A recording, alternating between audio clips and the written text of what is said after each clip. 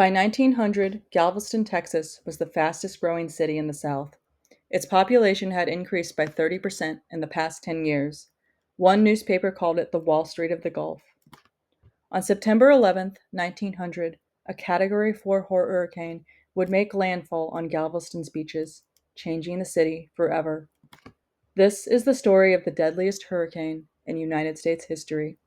This is the story of the Great Galveston Hurricane, or Isaac Storm, as told by author Erik Larson. The events: an absurd delusion.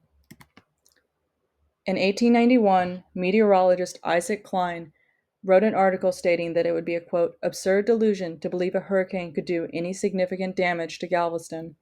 The article was partially in response to calls to construct a seawall on the Galveston's beach to prevent storm surge.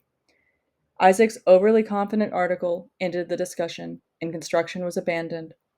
It was a decision that would haunt the then 29-year-old Isaac Klein until the end of his days. The storm first formed on August 27, 1900, the hottest year on record. It was first recognized as a hurricane by Cuban meteorologists, but the recent events of the Spanish-American War caused tension between the American Weather Bureau and their Cuban counterparts. Weather Bureau chiefs William Stockman and Willis Moore demanded that Cuban meteorological cables be censored, as they falsely believed that Cubans purposely exaggerated storm reports and would cause unnecessary panic. Cuban meteorologist Julio Jover attempted to warn Colonel H.H.C. Dunwoody that a storm that had passed over South Florida and Cuba was headed towards Galveston. Dunwoody ignored Jover, saying, "No, sir, it cannot be. No cyclone can ever move from Florida to Galveston." On Thursday, Captain Halsey of the Louisiana encountered winds of what were estimated to be 150 miles per hour. This phenomenon, where a hurricane quickly worsens, is known as an explosive deepening and was not previously known about by the Weather Bureau. Halsey was unable to warn the city of Galveston. On Friday morning, Isaac Klein received a telegram from Willis Moore stating a moderate storm would hit Galveston. A storm flag was raised, but no hurricane warning issued. Moore often discouraged his employees from using the word hurricane, for he feared bad press. Klein, however, claimed that he told 6,000 people to evacuate from the shore. However, the evidence for that was disputed, and many residents stated that the storm came with little warning. On Saturday morning, it began to rain heavily. Galveston residents were for the most part unconcerned, as no hurricane warning had been issued. Children built makeshift rafts and played on the flooded streets. People still went to work despite the high waters, and crowds gathered on the beach to watch the stormy waves. Later in the day, the flooding worsened, destroying bathhouses, knocking out power, blocking the trolley system. People began to worry.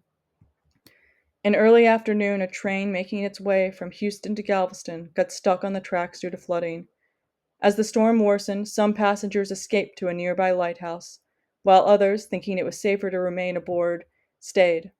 All 85 passengers that remained on that train perished in the storm, swept away.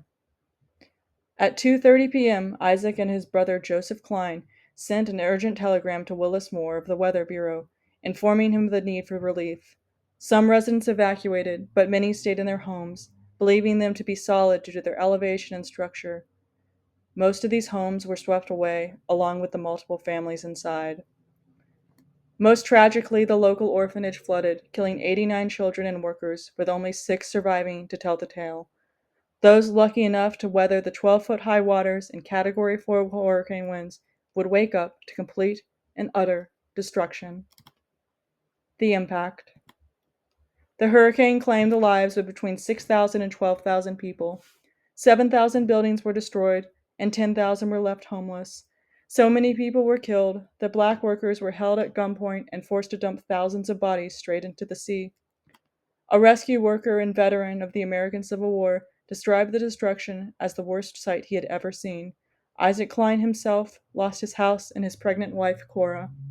Although Galveston rebuilt, the city would never be the same again. This map on the screen shows the scale of the devastation. The areas shaded in black were completely destroyed, while areas in lines were partially or mostly destroyed. Changes and lessons learned. The city constructed the once thought unnecessary 17-foot high, 3-mile long seawall in 1904. Believing the wall to not be enough, engineers changed the altitude of the entire city in 1910. Workmen, using screwjacks, lifted up 2,000 buildings, including a cathedral, and filled in the resulting canyon with 11 million pounds of soil. Over the century, 8 hurricanes would hit Galveston. The death toll was never more than 100 combined for all of these hurricanes. Although mitigation efforts improved, experts became more cautious in believing technology could prevent the deadliness of hurricanes, and evacuations during storms became increasingly common. Finally, Galveston's Relief Committee evolved into a new city government in which the mayor became chairman of the board of elected commissioners who each managed a different city function. So that way, relief efforts could be more centralized, efficient, and accountable. Strengths and weaknesses of the book. Erik Larson does a brilliant job of bringing the events and people to life. His focus on Isaac Klein really gives the book a personal and tragic touch, and I really enjoyed how Erik Larson explained the early weather prediction and measurements. I do, however, wish that there had been more written about the aftermath of the hurricane, as the book did feel a little rushed. Overall, this book was both emotional and informative, and I highly recommend it. Thank you for listening.